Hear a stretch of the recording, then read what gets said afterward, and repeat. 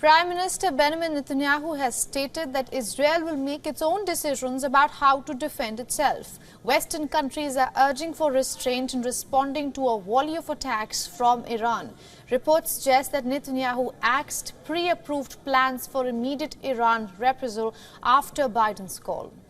The Khan public broadcaster stated that the Israeli leadership had approved a series of possible responses depending on the scope of the Iranian strikes. The responses were slated to be carried out immediately following the direct attack by Tehran. However, Netanyahu shelved the plans after speaking with US President Joe Biden shortly after the Iranian salvo. President Raisi has warned that the tiniest invasion by Israel would bring a massive and harsh response.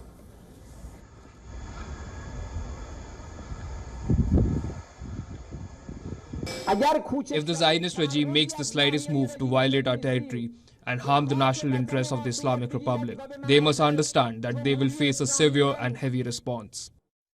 Iran marked its National Army Day with a parade showcasing its weapons at a military base in Tehran with heightened security around the venue.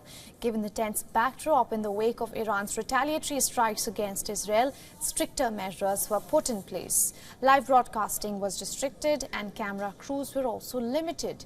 Iranian President Ibrahim Raisi and several high-ranking military officials were present and inspected the parade.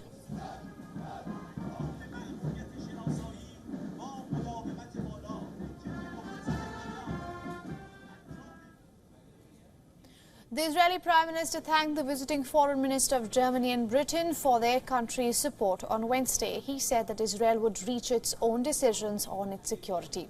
Israel's air and ground offensive in Gaza has killed almost 34,000 Palestinians. After Netanyahu, British Foreign Secretary David Cameron met Palestinian Prime Minister Mohammad Mustafa in Ramallah. They discussed the importance of the humanitarian relief efforts in Gaza and the need to stop the violence by settlers in the West Bank. Jordan's foreign minister has said an Israeli retaliation against Iranian strikes could bring a real risk of dragging the whole region into a devastating war. In an interview released by state media, he said that Jordan was lobbying major powers against an escalation that would have far-reaching consequences. Qatari Prime Minister and Foreign Minister talked on a Gaza ceasefire and release of hostages. They call it a delicate phase. Qatari Premier condemned what he described as the policy of collective punishment still being followed by Israel. We have seen that there has been an abuse of this mediation and an abuse of this mediation in favor of narrow political interests. This means that the state of Qatar has called for a comprehensive evaluation of this role. We are now at this stage to evaluate mediation and also evaluate how the parties engage in this mediation. European Union leaders decided to set up and step up sanctions against Iran after Tehran's missile and drone attack on Israel. German Chancellor Olaf Scholz said that it was important that Israel does not respond with a massive attack of its own. We condemn this attack launched by Iran against Israel.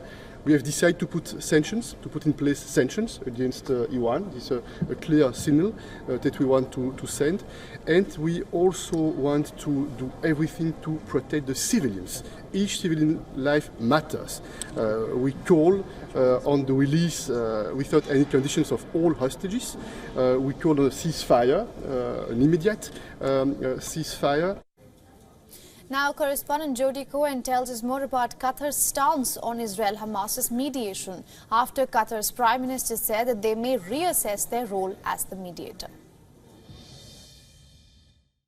So Qatar has said that the talks are at a sensitive stage and they're reconsidering their mediator role because they've received criticism, and the talks have now moved to Egypt. Now, Israel and some Democratic as well as Republican lawmakers in the US have called on Qatar to put pressure on Hamas, and that's because Hamas's top leaders actually live in Qatar and not in Gaza, and Israel felt that Qatar could do more to put pressure on Hamas to agree to a deal.